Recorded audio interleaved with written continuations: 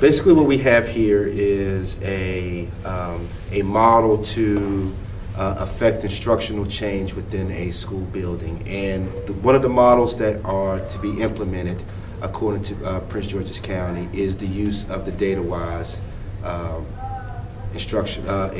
implementation method. As you can see, the 8 points of reference for data-wise are based upon 3 categories: prepare, inquire, and act. And pretty much this presentation is within the inquire range, where we are building assessment literacy and we are laying the groundwork for creating a data overview.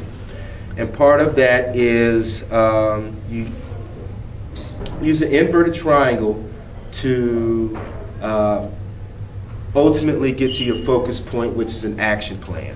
What is the modus operandi that you're going to use in the sense of making a transformative change in your building when it comes to either academics or the social setting? But in this case, we're going to focus on mathematics.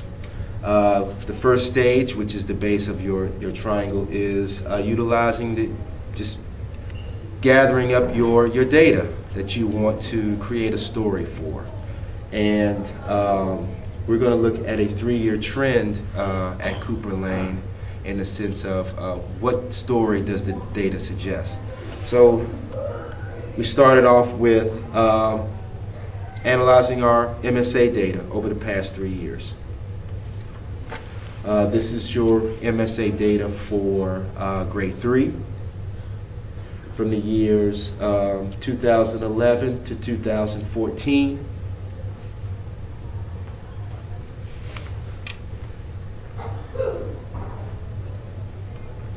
Grade 4.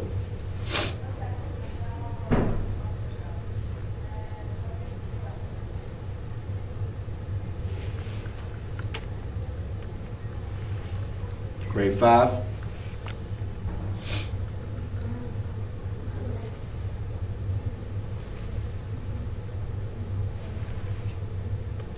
Ultimately, grade 6.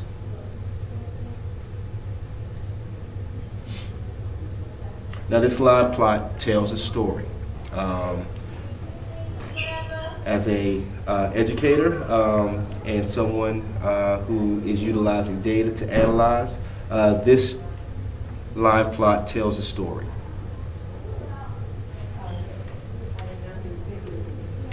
Now ultimately, what story does the MSA data show us from 2012 and 2014?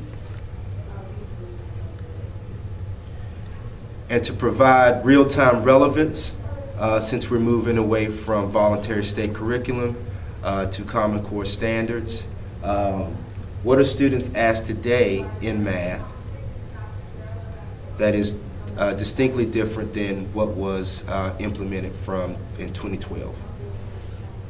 We have to ask that question. And what's the implications of our data in relevance to today? This helps us to create a priority question. Our priority question is based upon our real-time data. This is our data from our most recent MUST assessment, mandatory unit assessment in math. As you can see with the bar graph, average score for each grade level is identified, and this lets us know how many students are scoring above the mean versus below the mean. Now, as you can see in grades 3, 4, 5, and 6, our baseline scores, our average scores, are within pretty much the continuum, with 3rd grade being an outlier at 46%, but we're pretty much within the range of under 30%. Or 35%. So when you look at the data and you look at how many students are below the mean, each bar graph is showing how many students are scoring above it, how many students are scoring below it, in terms of percentage score. So in grade 3, we have about maybe about 60% of the students who are scoring above the 46th percentile. In grade 4, we have about 52% of the students who are scoring above the 32 percentile. And in grade 5, we have about, give or take, about 55% of the students scoring above the percentile.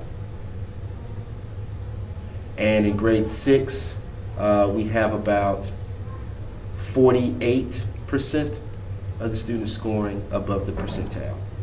Now, mind you, our mean scores are at or around the range of under 35%. So where do we go from here? Now, based on the data that is presented from our MSA data in correlation to our real-time Common Core line data, we can present a priority question that we can digress from the data that was presented.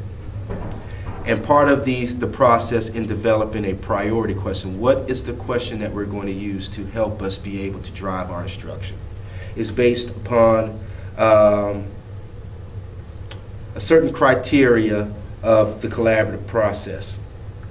Our priority question must relate to instruction,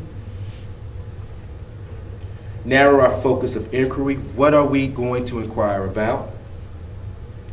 Takes into account our current resources, and then taps into something we are motivated to investigate. And in this case, it's mathematics. How deep are we going to go in terms of moving forward with our instructional implementation for math? And that's pretty much it. So ultimately, as a staff, as we use the data-wise process, we're going to move from analyzing the data as a group to pinpointing our focus area, ultimately to us developing a priority question for us to be able to surmise a problem of practice to our ultimate goal of an action plan. So what we're going to start on is moving on from developing a priority question to a learner-centered problem.